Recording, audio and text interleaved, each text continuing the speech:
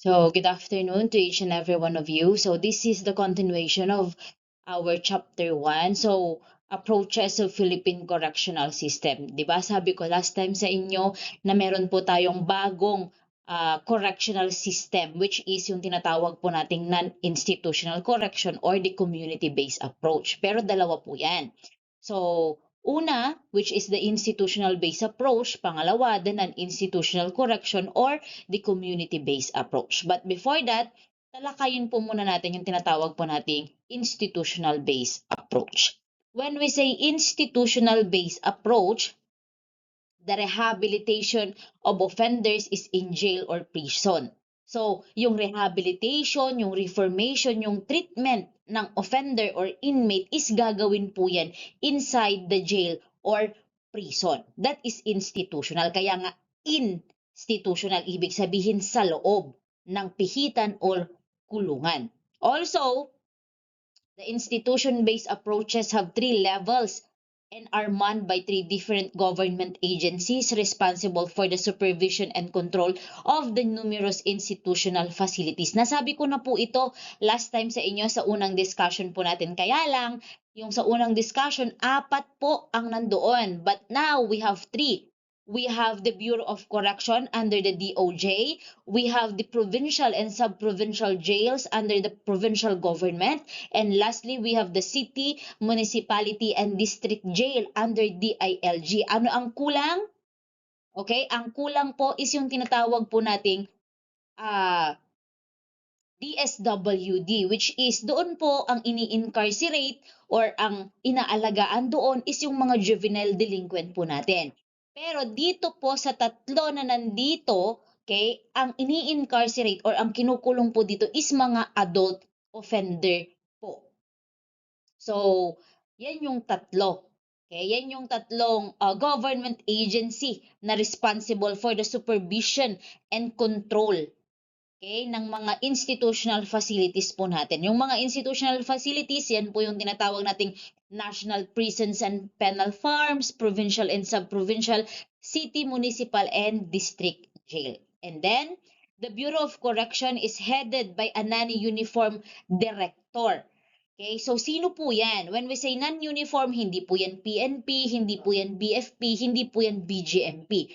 When we say non-uniform, okay, that is the Secretary of DOJ. So siya po ang head ng Bureau of Correction, yung secretary ng DOJ. So siya po ang nagsusupervise, nagkukontrol sa ating national prisons and penal farm. So yun po yun. Next, we have the so-we-called non-institutional correction. When we say non-institutional correction or community-based, okay, ito naman po, you rehabilitate, you reform, you treat the offender in the community. Sa community mo naman, i-rehabilitate, i-reform yung offender. Pero, bago po siya lumabas sa community, kailangan po muna mag-grant po siya ng tinatawag nating probation, parole, conditional pardon, and recognizance. So, ganun naman po sa institutional correction. Hindi ka po pwedeng, or hindi po pwedeng institutional or non-institutional approach ang ibigay sa'yo kapag, okay, hindi ka po nag-grant ng probation, parole, conditional pardon, or recognizance. So, dapat kailangan mo munang iserve yung sentence mo doon sa kulungan, and then kapag ka nag-apply ka ng probation, parole, and recognizance, and also conditional pardon at na-approve, that's the time na yung mga naiiwan na sentence mo, doon mo na po isa-serve sa community.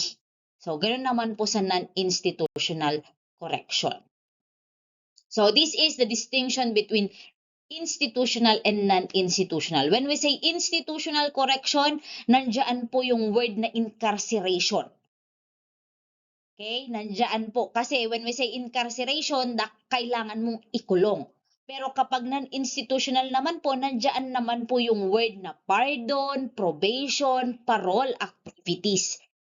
Okay? So, yan po yung pagkakaiba nila. Ngayon, ang tanong ko, pwede po ba or yes, pwede po ba na ang detainee, okay, iserve niya ang sentence niya sa community? Yes or no?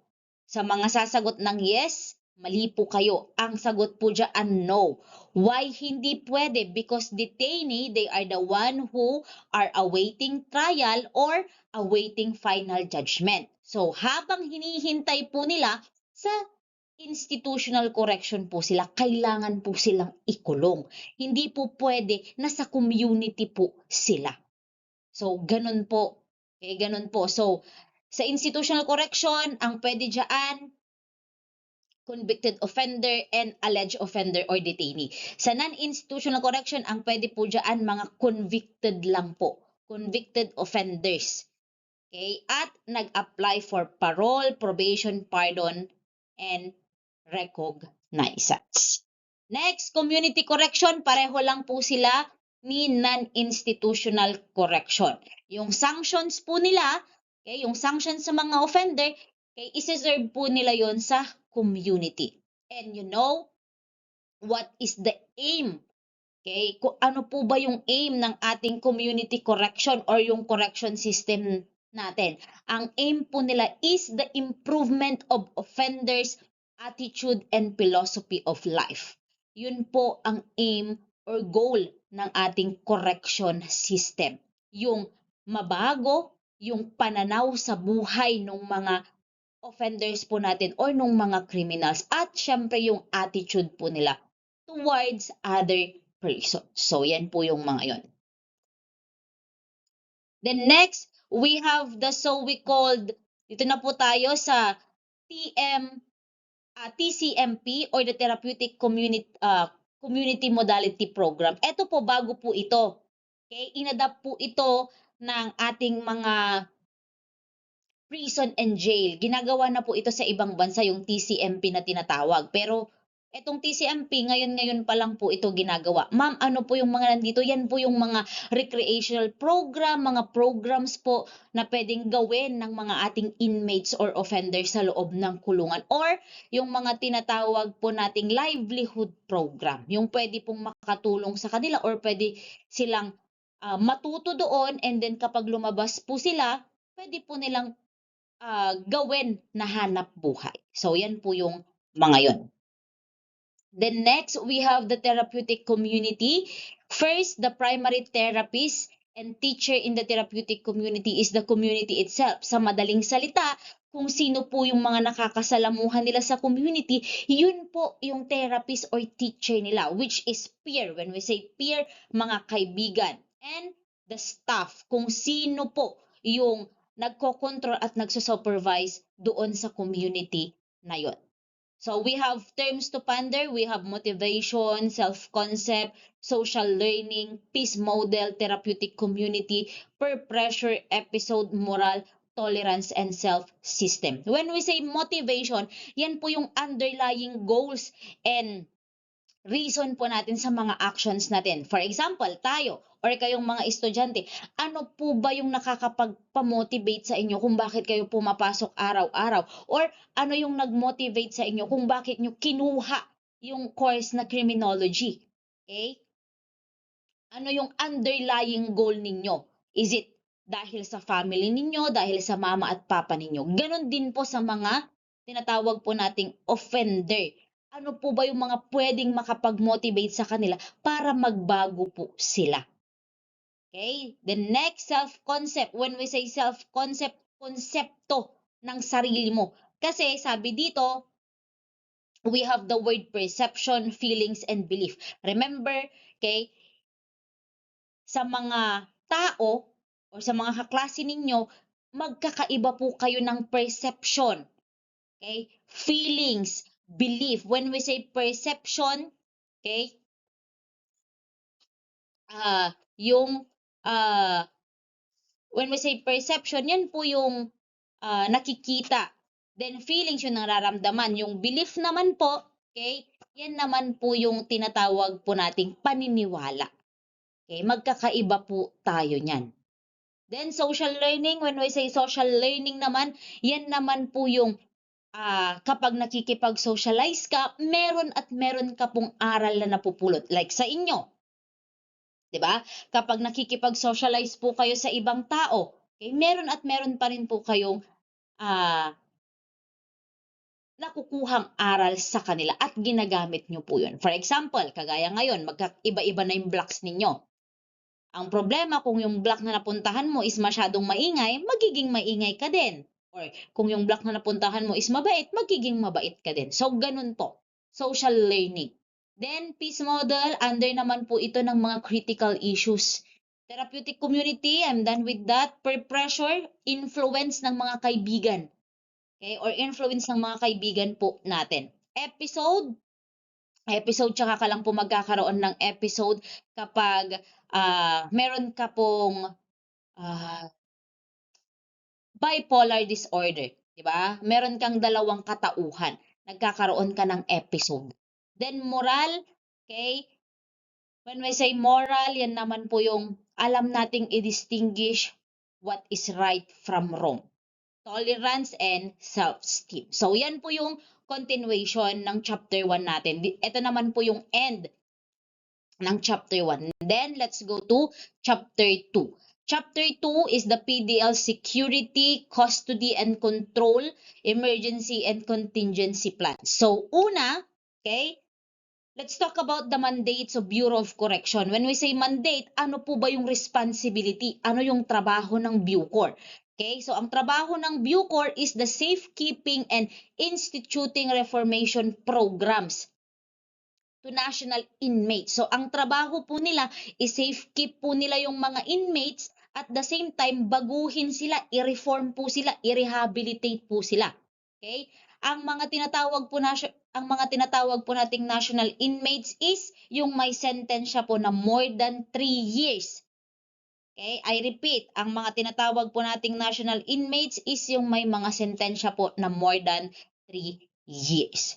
So, paano po ba nila sinisafekeep yung mga national inmates po natin? Una, okay, binibigyan po nila or ibinibigay po nila sa inmates yung mga basic necessities po like shelters, quarters, food, water, clothing, and medicine. So, yan yung mga basic necessities na kailangan ng inmates. Pangalawa, ibinibigay po sa kanila yung privilege nila na makausap yung pamilya nila at mabisita po sila sa loob ng kulungan.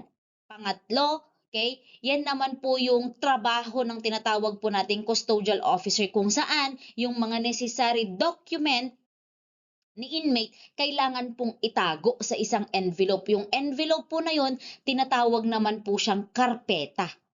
Okay, so yan yung tatlong reason or dahilan bakit sinisafekeeping yung mga national inmates po natin. So, yan po yun. And then, we have the core objective. Ano po ba yung core objective ng correction? Okay? So, sabi dito, accord the dignity of man to inmates while serving sentence. Kahit naman po nagkaroon or kahit naman po nagkasala yung mga tao na yan, kailangan pa rin pong panatilihin yung dignidad nila. Hindi naman po porket nagkasali sila sa batas, para na po natin silang ititrato na hayop. No. Kailangan pa rin po nating i-maintain yung dignity nila as a person. Kaya po ginagawa natin, binibigay po natin itong tatlo na to.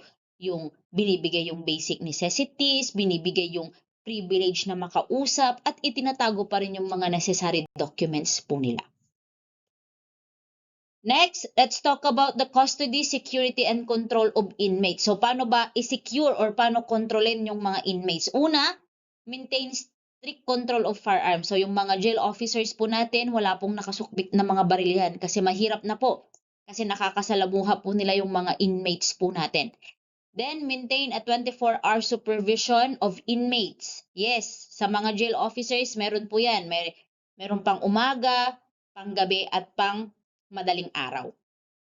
Then, secure firearms and anti-equipment in the armory. Maintain a system of key control. So, dapat yung mga jail officer alam kung nasaan yung mga susi. Okay? Then, supervise the proper use of tools. Yes, sa mga livelihood program, syempre, may mga tools silang gagamitin. So, kailangan mo silang i-supervise habang ginagamit po nila yon. Kailangan mong i-supervise yung mga inmate. Then, conduct regular head counts of inmates. Yes, nag-head count din po. Paano ang head count? Okay, kapag head count po, papapilahin sila. And then, uupo sila, yung kamay po nila nandito po sa likod ng kanilang ulo. At dapat po wala pong gumagalaw. Okay, wala pong tingin ng tingin sa katabi. Then, conduct frequent surprise body search of inmates and conduct frequent inspection of security facilities. Yes, kailangan pong kapkapan po sila. Baka meron pong mga nakasukbit na mga patalim. Ganun din po, kailangan din pong magkaroon ng inspection sa mga selda po nila. Baka merong mga nakatagong ice pick, mga kutsilyo na mga ginawa po nila. Then, guard against escape, assault on jail personnel and inmate disturbances, develop plans dealing with emergencies, never open any inmate's quarter when alone, and select carefully inmate to be assigned as orderly or aide. Yes, aide po, tinatawag po sila ngayon na trustee. Yan po yung mga pinagkakatiwalaan po ng mga jail officers po natin. Okay, trustee din po yung mga pwedeng magluto ng mga pagkain po ng mga jail officers. Next, duties and responsibilities of custodial force. So, ano ang trabaho ng custodial force? Una, supervise and maintain order and discipline of inmates. And then, to censor inmates' mail. Yes, noon po kasi wala pa naman pong telepono, wala pa naman pong cellphone. So, para po makapag-communicate yung inmate sa pamilya niya, sulat po. Pero bago pa po dumating yung sulat na yan sa inmate, nabasa na po yan ng mga custodial officer. Bakit po binabasa? Kailangan po talaga yon, hindi po yun private. Kailangan po nilang basahin para po makita, masigurado na yung sulat na yon is hindi po naglalaman ng plano para po makatakas sila. Okay?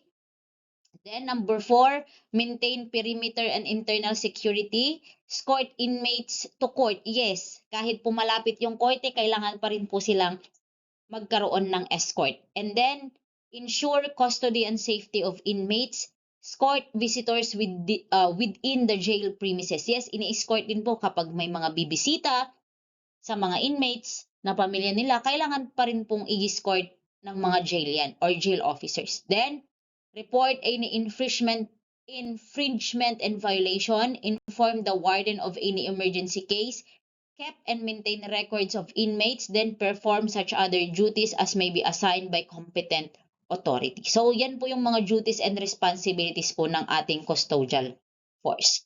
Next, general procedure of head count. So, paano po sila nag-head count? Una, each inmate is counted physically and specified times.